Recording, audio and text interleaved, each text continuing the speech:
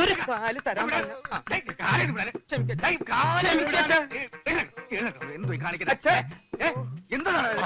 അപസ്മാരാണല്ലോ പഠിച്ചോലത്.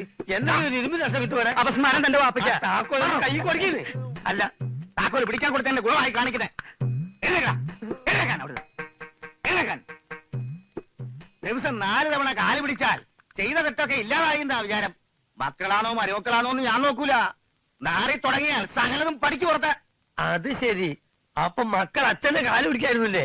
സത്യം പറയാലോ, എനിക്കത് കണ്ടപ്പോ മനസ്സിലായില്ല. കാരണം ജീവിതത്തിൽ ഇന്ന് വരെ ഞാൻ എന്റെ ബാപ്പന്റെ കാല് പിടിച്ചിട്ടില്ല. അതെന്താ തന്റെ ബാപ്പയ്ക്ക് കാലില്ലേ? കാലിലഞ്ഞിട്ടല്ല, ഓർമ്മ വെച്ച കാലം മുതൽ നമ്മൾ ബാപ്പ ദുബായിലാ. ബാപ്പ ദുബായിന്റെ ലീവിൽ വരുമ്പോ നമ്മൾ ഇവിടുന്ന് അങ്ങോട്ട് പോകും, നമ്മൾ അവിടുന്ന് ഇങ്ങോട്ട് വരുമ്പോ ബാപ്പ ഇവിടുന്ന് അങ്ങോട്ട് പോകും. ബാപ്പി ഞാൻ ഇതുവരെ തമ്മ കണ്ടില്ല. പിന്നെ എങ്ങനെ ഇത് പിടിക്കും? കോയ എന്താ കയ്യിൽ ചുരുട്ടി പിടിച്ചിരിക്കുന്നത്? ആ, ഇത് ഈ മാസത്തെ എന്റെ വീട്ടിന്റെ വാടക. ആദ്യത്തെ വാടക മൂപ്പിൽ നേരെ കയ്യിൽ നേരിട്ട് കൊടുത്ത് അനുഗ്രഹം വാങ്ങുന്ന എന്റെ ആഗ്രഹം. ഏയ്, ഇന്ന് അച്ഛന്റെ ജന്മദിവസം അച്ഛനൊന്നും കൈ നീട്ടി വാങ്ങാറില്ല, കൈ നീട്ടി കൊടുക്കാറേ ഉള്ളൂ.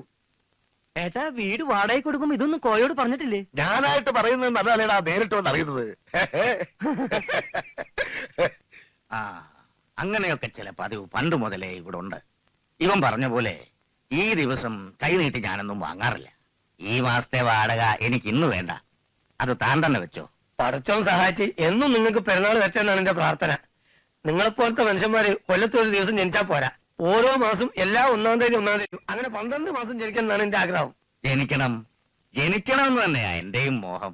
ഈ വീട് വിട്ടുപോവാൻ ഇപ്പോഴും എനിക്ക് മനസ്സിലിടവേ, മരിക്കരുതേ എന്നാ എന്റെ പ്രാർത്ഥന. കോയക്ക് അറിയില്ല, ഇവരുടെയൊക്കെ ഇളയതായി എനിക്കൊരു മോളുണ്ടായിരുന്നു. ചിന്നമ്മൂന്നാ ഞാൻ വിളിക്ക. അവളും ഭർത്താവും ഒരു അപകടത്തിൽപ്പെട്ട് മരിക്കുമ്പോ അവരുടെ കുഞ്ഞിന് പാലുകൂടി മാറിയിരുന്നില്ല. അമ്മയില്ലാത്ത കുഞ്ഞിനെ ഒരുത്തന്റെയും സഹായമില്ലാതെ ഈ കയ്യിലിട്ടാ വളർത്തിയത്. അവള് വളർന്നു. ഈ വയസ്സിനെ മനസ്സുകൊണ്ട് ചതിക്കാത്ത ഒരാളെ ഇന്ന് ലോകത്തിലുള്ളൂ, എന്റെ കൊച്ചുമോള് മായ.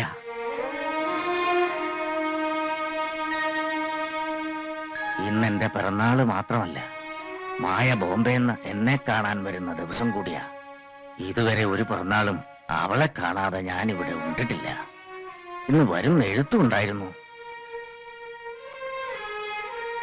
വിമാനത്താവളത്തിലും തീവണ്ടി ആഫീസിലും ബസ് സ്റ്റോപ്പിലും ആളെ നിർത്തി മനസ്സിൽ തീയും വെച്ചിരിക്കുമ്പോഴാ മക്കളാണെന്നും പറഞ്ഞ് ഓരോരുത്തര് ഉരുളിയും തലയെ വെച്ച് എഴുന്നള്ളത്ത് നടത്തുന്നത്. മായ ഇങ്ങ് എത്തിക്കോളും. അച്ഛൻ ഇങ്ങനെ വിഷമിക്കണം കാണുമ്പോ ഞങ്ങൾക്ക് വരെ മനസ്സ് മുറുകി പൊട്ടുക. അത് മായ വന്നു.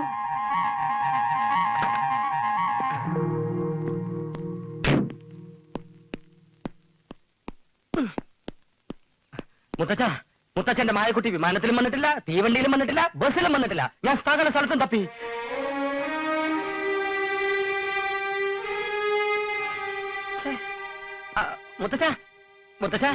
മുത്തച്ഛ ബോംബെയിൽ അവളുടെ അഡ്രസ്സും തരൂ.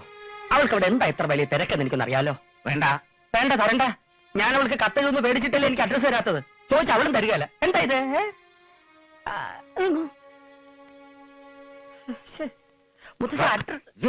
ഇങ്ങോട്ട് വന്നേ. മൂത്ത് വല്ലതും പറഞ്ഞാൽ നിന്റെ ഈ സകല ഗ്ലാബറോടും കൂടി ഈ കറുത്ത കണ്ണാടി അടക്കം നിന്റെ കരണക്കുറ്റി അച്ഛൻ അടിച്ചു പൊട്ടിക്കും. ശവമേ, എന്തെങ്കിലും മായ കല്യാണം കഴിക്കാൻ കിട്ടുന്ന ചാൻസ് കളവണം കോയാ. ഒരിക്കലും കളയരുത്. ഇത്രയും പുരുഷത്വം വെച്ചൊരു അഡ്രസ് വേണ്ടി ചീപ്പാവേ. വിട്ടുകള ശിവൻകുട്ടി, ഇതങ്ങനെ വിടാൻ പറ്റില്ല. മായ എന്റെ ജീവനാ. നീ അവളെ കല്യാണം കഴിച്ച് ഈ സ്വത്തുക്കളെ മുഴുവൻ നമ്മുടെ കയ്യിൽ വരുന്നത് കണ്ടിട്ട് വേണം ഈ അച്ഛനൊന്ന് കണ്ണടയ്ക്കാൻ. അത് നീ മറക്കരുത്. അച്ഛന്റെ കണ്ണടപ്പിക്കുന്നേരം ഞാനേറ്റ് പോരെ.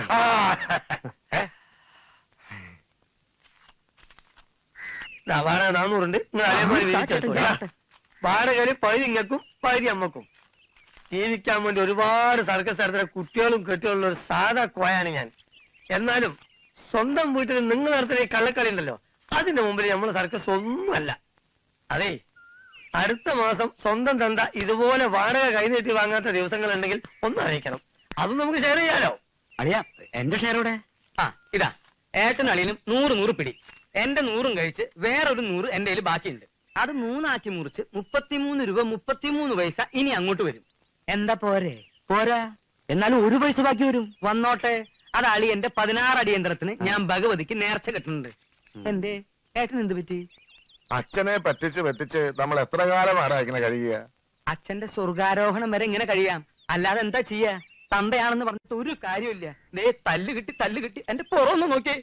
പിന്നെ കാണാം. ഇളയ പെങ്ങള് ചിന്നമ്മ മരിച്ച പിന്നെ അച്ഛൻ ഇങ്ങനെ കണ്ണിച്ചോടയില്ലാതായത്. ചിന്നമ്മൂന്റെ മകള് മായോടാ അച്ഛൻ എല്ലാരേക്കാളും ഇഷ്ടം. അവൾ ഇന്ന് വന്നില്ലെങ്കിൽ ഇവിടെ ആകെ പ്രശ്നമാവും. അളിയാ സദ്യ വിളമ്പറായി, അവിടെ ആരുമില്ല. ഡോ തനിക്ക് മറ്റു കാണണ്ടേ? അതല്ലടോ എന്റെ പുറം. അതുകൊണ്ട് പിന്നെ കാണാം. കോയക്ക് ഇവിടെ മരത്തിന്റെ ബിസിനസ് ആണെന്ന് അച്ഛൻ പറയണ്ടായി. മാഞ്ചിയാണോ കള്ള? ആ ജാതി തട്ടിപ്പൊന്നുമില്ല. ഒരു ഷെയർ ഒന്ന് എന്നെ കൂടി ബിസിനസ് എടുക്കോ? അതെ, എന്റെ ബിസിനസ് എന്നൊക്കെ പറഞ്ഞ ഒരു തരം ചുറ്റിക്കളിയാണ് ശിവൻകുട്ടി. ചുറ്റിക്കളിയോ? അതെ, ഈ ഭൂമി തിരിയുന്ന ശിവൻകുട്ടി കണ്ടില്ലേ? കണ്ടിട്ടില്ല, കേട്ടിട്ടുണ്ട്.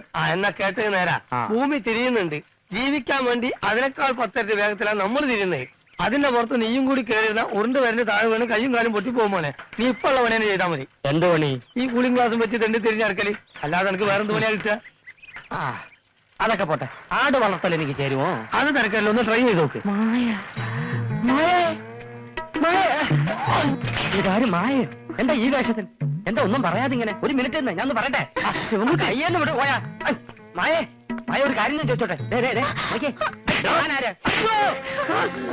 നീ ആരാടാ ചൂല എന്നെ തല്ലാൻ? ഇതെന്റെ മായയാണ്. നിനക്കെന്താ മനസ്സിലായില്ലേ? ഞാൻ നിന്റെ ശിവൻകുട്ടിയാണ്. ശിവൻകുട്ടി മോനെ ആള് മാറിയതാണ്. ആള് മാറിയിട്ടാണ് നിങ്ങൾ ഇതിനു മുമ്പ് ഇവിടെ കയറി പിടിച്ചത്. അല്ലടാ ചെറ്റകളെ, നിങ്ങളെ രണ്ടിനെ ഞാൻ പൊരിക്കുന്നുണ്ട്. എന്റെ പൊന്നു സഹോദര, ഞാനീ പെങ്ങൾ ആദ്യമായിട്ട് കാണാണ്. ഇതുപോലത്തെ ഒരു സഹോദരി ഇപ്പൊ എന്റെ വീട്ടിലുണ്ട്. അവളെ കല്യാണം കഴിക്കാനുള്ള അതിമോഹം കൊണ്ട് അവനൊന്ന് തൊട്ടുപോയതാണ്. പാപ്പാക്കണം.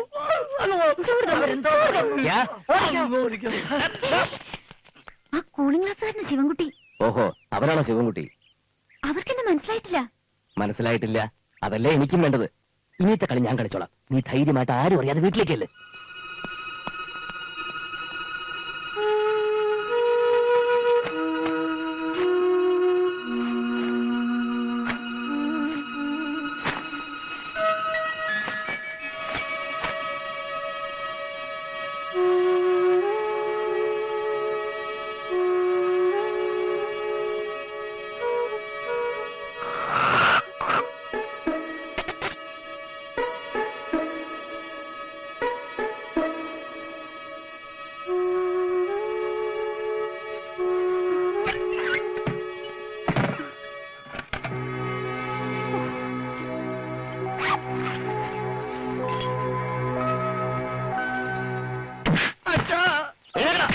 ഇങ്ങനത്തെ ഒരു തറവാട്ടി പറഞ്ഞിട്ടാണോ ഇവനക്ക് വൃത്തിയോട് കളിക്കുന്നത്? വഴി നടന്നു പോകുന്ന എന്റെ ഭാര്യയെ കയറി പിടിക്കാൻ ഇവനാരാ? ഈ നാട്ടിലെ ഗുണ്ടയോ? സാറേ, സത്യം ഇവര് പറയും. അച്ഛാ, ഇയാൾ ആരാണെന്ന് എനിക്ക് അറിഞ്ഞൂടാ. പക്ഷെ ഇയാളുടെ ഗുജറാത്തി ഭാര്യയെ കണ്ടാൽ എന്റെ മായയെ പോലെ ഇരിക്കും. വഴി വിളിച്ച് കണ്ടപ്പോ ഞാൻ ആളറിയാതെ സംസാരിച്ചല്ല. കയറി പിടിച്ചു, അത് വേണോ? പിടിച്ചോടാ. മായാണെങ്കിൽ എന്താ അതിലേക്ക് കയറി പിടിക്കാൻ സംസാരിച്ചുകൂടെ? കുഞ്ഞിനെ തല്ലല്ലേ ഏട്ടാ? നിന്നെ ഞാൻ കുടുംബത്തിന്റെ മാനം കളയാൻ ജനിച്ചവരാണോ നീ? എന്താ ഇത്? മുത്തച്ഛ, ഞാനൊരു തെറ്റും ചെയ്തിട്ടില്ല മുത്തച്ഛ. എന്റെ കാല് മുത്തച്ഛ.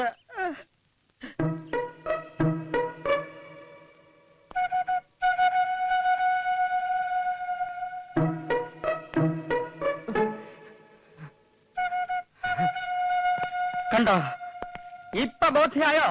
ഗുജറാത്തി ഭാര്യയെ കെട്ടിയ മലയാളി ഭർത്താവേ, ഇതാണ് മായ, എന്റെ മായ. ഈ മായയെ കണ്ടിട്ട് തന്റെ ഭാര്യയെ പോലെ തന്നെ ഇല്ലേ?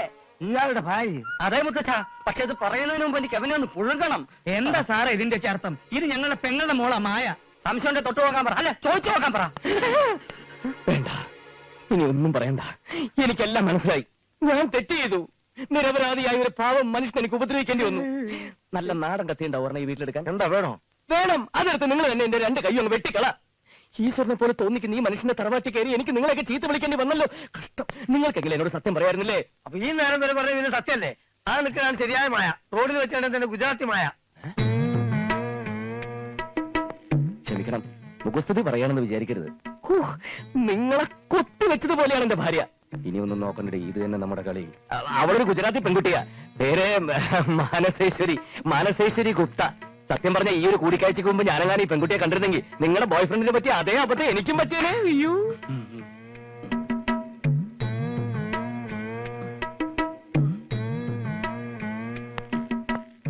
നോക്കും മിസ്റ്റർ പെൺകുട്ടി, നിങ്ങളൊരു മാന്യനാണ്. ഈ തെറ്റ് ചെയ്തതിന് എന്നെ വേണമെങ്കിൽ നിങ്ങൾക്ക് രണ്ട് തല്ലുതല്ല. ശിവൻകുട്ടി,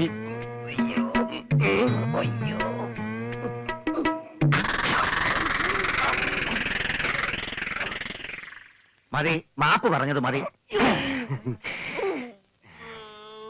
സാരമില്ല. സ്വന്തം ഭാര്യയെ രക്ഷിക്കാൻ ഭർത്താവ് ചിലപ്പം നിലവിട്ട് പെരുമാറിയെന്ന് വരും. അതിലൊരു തെറ്റുമില്ല. ഇത് സർവ്വസാധാരണമാണ് അച്ഛാ. എനിക്കും ഇതുപോലെ സംഭവിച്ചിട്ടുണ്ട്. വിശാലമാണെന്ന് വിചാരിച്ച് ഞാനും ഒരുപാട് പെണ്ണുങ്ങളുടെ പിന്നാലെ പോയതല്ലേ. പിന്നെ ഭാഗ്യത്തിനൊരു ദോഷവും സംഭവിച്ചിട്ടില്ല. ഒരാളെ പോലെ തന്നെ ഈ ലോകത്ത് വേറെ 6 പേരുണ്ട് ഏട്ടാ. ആഹാ, ആ എന്ന് വെച്ച ഏട്ടനെ പോലെ 6 പേര്, എന്നെ പോലെ 6 പേര്, 6 മായമാര്, 6 അച്ഛന്മാര്, 6 ശിവൻകുട്ടിമാര്, 6 കമലാക്ഷിമാര്. അപ്പോ ഇതുപോലെ ഓരോ സഹദേവന്മാരും ഉണ്ടാവുമല്ലോ. ഉണ്ടാവും ഏട്ടാ. അതെ, ശരിയാണ്. ഇദ്ദേഹത്തിന് ഇത്ര വിവരമുണ്ടെന്ന് കണ്ടാ പറയില്ലല്ലേ. മെഡിക്കൽ സയൻസിൽ ഇത് തന്നെ പറയുന്നുണ്ട്. ആ അങ്ങനെ പറ. അപ്പൊ സാറ് ഡോക്ടറാണല്ലേ? ഹ, അതെങ്ങനെ മനസ്സിലായി? ഞാനിവിടെ അച്ഛന്റെ പേരിൽ ഒരു ഹോസ്പിറ്റൽ കെട്ടാൻ വേണ്ടി കുടുംബത്തോടെ വന്നതാ. എന്റെ ഭാര്യ ഒരു അഡ്വക്കേറ്റ് ആയതുകൊണ്ട് ഈ സ്ഥലത്തിന്റെ ഡീറ്റെയിൽസ് മുഴുവൻ അവരാ നോക്കുന്നത്. ഹോസ്പിറ്റൽ കെട്ടാൻ ഒരു 19 ഏക്കറെങ്കിലും വേണ്ടി വരും. സ്ഥലം നോക്കുന്നേ ഉള്ളൂ. അതെ, സെന്റിന് എത്ര രൂപ കൊടുക്കും? പണമൊക്കെ ആര് നോക്കുന്നു ചേട്ടാ? പണം ഇന്ന് വരും നാളെ പോവും. ജീവിക്കുന്നിടത്തോളം കാലേ മനുഷ്യനെ പോലെ ജീവിക്കണം എന്ന് വെച്ചാൽ നല്ലൊരു തന്തയ്ക്ക് ജനിക്കണം.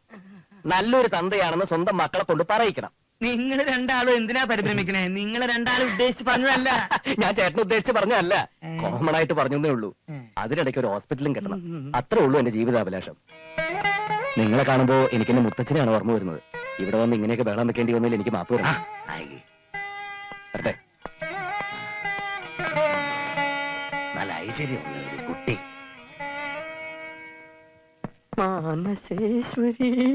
ശിവൻകുട്ടിയേട്ടാ, എന്താ മായേ? എന്നാലും എന്താ ശിവൻകുട്ടിയേട്ടാ കേട്ടതൊക്കെ? വേറൊരാളുടെ ഭാര്യയുടെ പിന്നാലെ പോയി. അയ്യോ, മായ എന്താ പറയുന്നേ? ആ മായ കണ്ടിട്ടുണ്ടല്ലോ. മായ കണ്ടു കഴിഞ്ഞാൽ മായ വരെ മായ തന്നെ വിളിക്കും. മായ എന്നെ തെറ്റിദ്ധരിക്കരുത്. ചെറിയച്ഛൻ പറഞ്ഞത് മായ കേട്ടില്ലേ? ഒരാളെ പോലെ തന്നെ വേറെ 6 പേരുണ്ടാവും അത്രേ. ഓ, അത് ശരി. അപ്പൊ എന്റെ പേരും പറഞ്ഞ് ഇനി 5 പേരെ കൂടി കയറി പിടിക്കാനല്ലേ? ശിവൻകുട്ടിയേട്ടൻ ഇനി എന്റെ മുമ്പിൽ കണ്ടുപോയത്. മായേ ഒന്ന് നിൽക്കൂ. ചങ്കിക്കൊള്ളുന്ന വർത്തമാനം പറയരുത്. എന്റെ ഹൃദയക്ഷേത്രത്തിൽ പ്രതിഷ്ഠിക്കാൻ മറ്റൊരു വിഗ്രഹം തേടാൻ എനിക്ക് വയ്യ. മായ എനിക്ക് അത്രയ്ക്കും ഇഷ്ടമാണ്. ഒരു പാവന ഹൃദയവുമായി ഈ തറവാട്ടിൽ കുട്ടിക്കാലം മുതൽ നമ്മൾ ഒരുമിച്ച് കളിച്ചു വളർന്ന എന്തിനായിരുന്നു മായ ഒരുപാട് പഠിച്ചു. ഞാൻ 8ാം ക്ലാസ്സിൽ 4 എണ്ണം തോറ്റു. അതെന്റെ കുറ്റമല്ല. ചെറിയച്ഛൻ ചതിച്ചു എന്ന് പറഞ്ഞ് സത്യവതി ടീച്ചർ എന്നെ മനഃപൂർവ്വം തോപ്പിച്ചതാ. ഏത് സത്യവതി ടീച്ചർ? സത്യവതി ടീച്ചർ, അന്നത്തെ ഹെഡ്മിസ്ട്രസ്. ചെറിയച്ഛനും ടീച്ചറും തമ്മിൽ പരസ്പരം ലവ് ചെയ്ത് ഒളിച്ചോടാൻ തീരുമാനിച്ചപ്പോഴല്ലേ മുത്തച്ഛൻ ചെറിയച്ഛനെ കുളത്തിനരിയുള്ള പുളിമരത്തിൽ കെട്ടിയിട്ട് അടിച്ചത്. അതോടെ ആ പ്രേമം കുളത്തിലുമായി, എന്റെ ജീവിതം വെള്ളത്തിലുമായി. മായ അതൊക്കെ മറന്നുകള. ജീവിതത്തിൽ അങ്ങനെ പലതും സംഭവിക്കും. ഒന്നും നമ്മൾ കാര്യമായിട്ട് എടുക്കരുത്. ആരെന്ത് പറഞ്ഞാലും മായ എനിക്കിഷ്ടമാ, എനിക്ക് മായ ഇഷ്ടമാണ്. ഒരു ഹൃദയം നിറയെ സ്നേഹവുമായി ലോകാവസാനം വരെ മായയെ ഒരു നിധി പോലെ ഞാൻ കാത്തുസൂക്ഷിക്കും. അങ്ങനെയൊക്കെ ഇപ്പൊ പറയും. ഈ ഹൃദയം നിറയെ കൊളസ്ട്രോൾ ആണെന്ന ചെറിയച്ഛനും ചെറിയമ്മയും ദേവകിയമ്മയും ഒക്കെ എന്നോട് പറഞ്ഞത്. ആണോ? കൊളസ്ട്രോൾ വന്നാ മരണം ഉറപ്പാ. എനിക്ക് റിസ്ക് എടുക്കാൻ വയ്യ. ശിവൻകുട്ടിയേട്ടൻ എന്നെ മറന്നേക്ക്.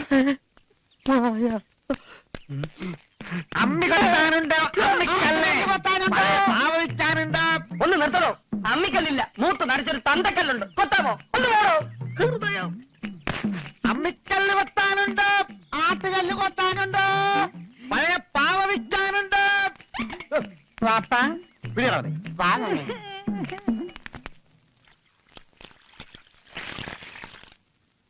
ഇങ്ങനെ കുഴമ്പും വരട്ടി ചൂടും പിടിച്ച് വേദനിച്ച് കരയുന്നതിൽ ഒരു അർത്ഥമില്ല. ഒക്കെ മുത്തശ്ശൻ വിചാരിക്കുന്ന പോലെ നടക്കണമെന്നാ മുത്തശ്ശന്റെ വാശി. അതുകൊണ്ടാ ഇത് മാറാത്തെ. ഉളുക്കിയതാ മോളെ. വയസ്സാവുമ്പോ ഇത്തരം ഉളുക്കും ചതവും ഒക്കെ മാറാൻ സ്വല്പം സമയമെടുക്കും. പിന്നെ ശരീരത്തിന്റെ വേദന, അതൊരു വേദനയായിട്ട് ഞാൻ എടുക്കാറില്ല.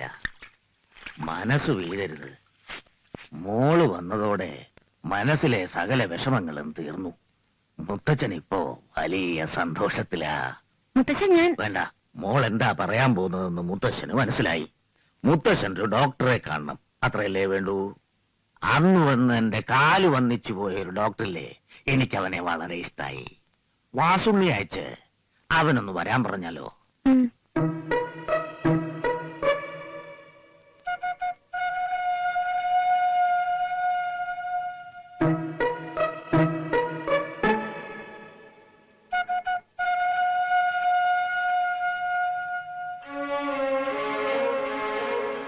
കാര്യമായിട്ട് എവിടെയോ ഒരു വീക്ക്നെസ് ഉണ്ട്. അല്ലെങ്കിൽ ആ കൊള്ള ഇത്ര നേരം നഞ്ഞത്ത് വെക്കില്ല. അധിക നേരം ഈ കുഴലും വെച്ച് നിന്നാൽ സംഗതി ആകാബദ്ധമാവും. ദാസനും കാണുന്നില്ലല്ലോ.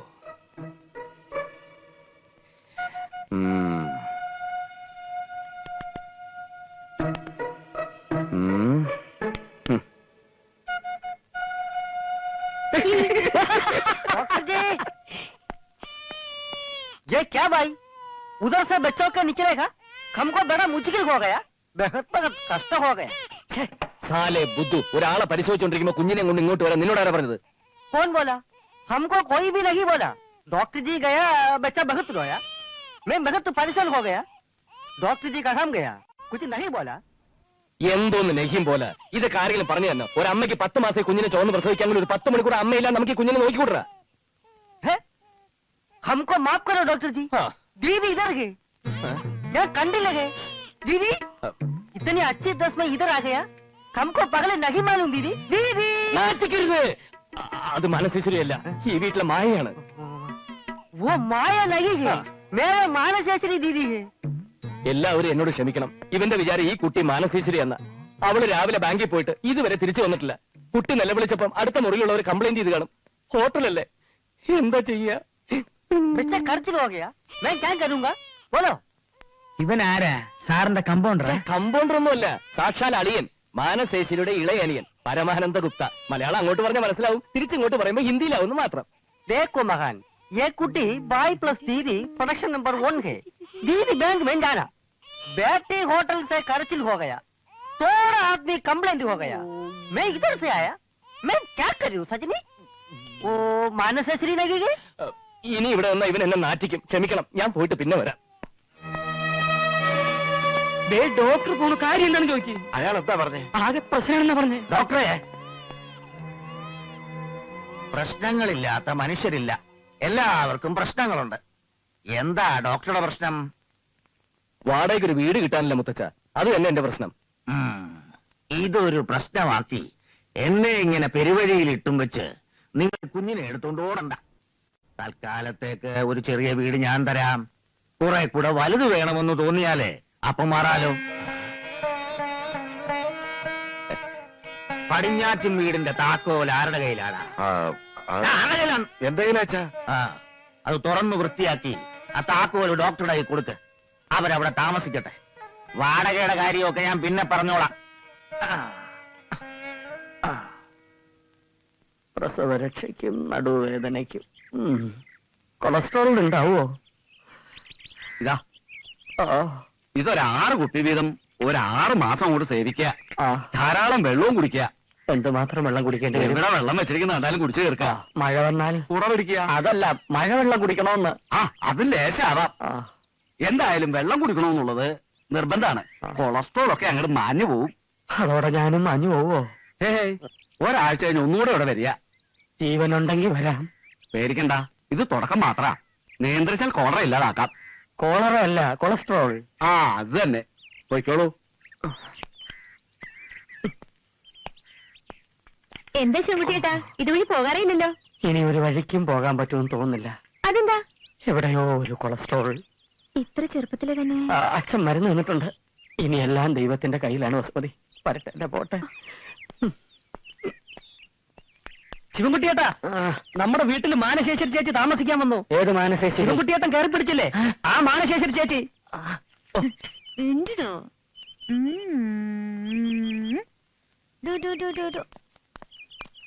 വെച്ചോ വെച്ചോ.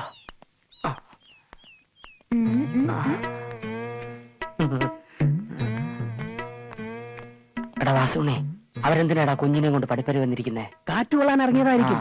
നമുക്കൊന്ന് ലോഹ്യം പറഞ്ഞ് മുട്ടി നോക്കിയാലോ? അത് വേണോ? ഒരിക്കൽ മുട്ടിയതിന്റെ തട്ട് ഇതുവരെ മാറിയിട്ടില്ല. ഞാൻ കൂടെയില്ലേ, ധൈര്യമായിട്ട് പോ. എന്നാ ഒരു സോറി പറഞ്ഞിട്ട് പോരാ. അതേതാടാ ഒരു കുളക്കോഴി? മാനശേശ്വരി ചേച്ചിയുടെ ബ്രദറാ, പരമാനന്ദ ഗുപ്തച്ചേട്ടൻ. പരമാനന്ദ ഗുപ്ത. आप कैसा है? सिल्वर फ्लस में सफींदर गुल्फी ഉട്ടാലങ്കിന്റെ ജൂഹു ബീച്ച് में ഫിൽബാർ है. പൊട്ടും. ഇവിടെ പുതിയ ആൾക്കാർ താമസിക്കാൻ വന്നു എന്ന് ഇവൻ പറഞ്ഞപ്പോ കൊളസ്ട്രോൾ ആയിട്ടും ഞാൻ ഓടി വരിക. മായ നിങ്ങൾ കണ്ടല്ലോ, ഇപ്പൊ ഞാൻ അന്ന് അറിയാതെ കയറി പിടിച്ചത് എന്തുകൊണ്ടാണെന്ന് മനസ്സിലായല്ലോ. അതൊക്കെ പോട്ടെ, താമസമൊക്കെ എങ്ങനെയുണ്ട്? അച്ഛാ ഹേ എന്തെങ്കിലും ആവശ്യമുണ്ടെങ്കിൽ എന്നോട് പറയണം. ഐ എം ശിവൻകുട്ടി, ശിവൻകുട്ടി എന്നെ കൈതരൂ.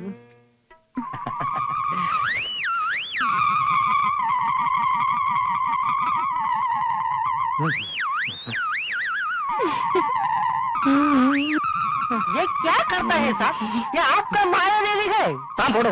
ഈ വിചിത്ര ജീവി എവിടെ നീട്ടി മാനസേശ്വരി ദേവി? എനിക്ക് അറിഞ്ഞൂടാ ശിവൻകുട്ടിയേട്ടാ, അതാ ഡോക്ടറോട് ചോദിക്കണം. മായാണിത്.